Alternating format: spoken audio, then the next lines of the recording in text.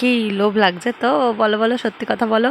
আরে আমার তো বাজারে কদবেল দেখলেই লোভ লেগে যায়। সেদিনকেও দেখলাম একটা কাকু কদবেল নিয়ে বসেছিল। তো কদবেল কেনার আগে না আমি বড্ড ভয় পাই, কারণ এর আগে বহুবার কদবেল কিনে ঠকে গেছি।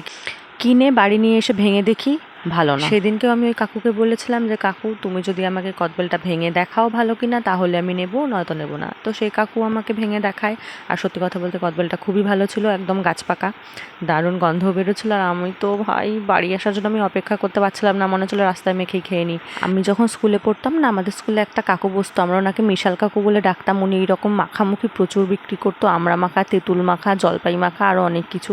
তো কদবেলটা মাখতে মাখতে আমার না সেই কাকুর কথা বড্ড মনে পড়ছিল, দারুণ বানাতো। আর এখন আমি একটু কদবেলটা মাখছি। কদবেলের পরিমাণ মতো লবণ, চিনি, সর্ষের তেল, লঙ্কার গুঁড়ো, কাঁচা লঙ্কা, আর আমাদের বাড়িতে ভাজা মশলা ছিল, একটু ভাজা মশলা দিয়েছিলাম।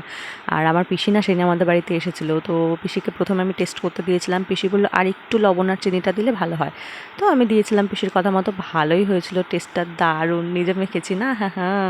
আচ্ছা চলো এবার পিসির রিভিউটা একটু শুনে নেওয়া যাক। নাও খাও, খেয়ে এবার বলো কেমন হয়েছে। দারুণ টেস্ট, দারুণ।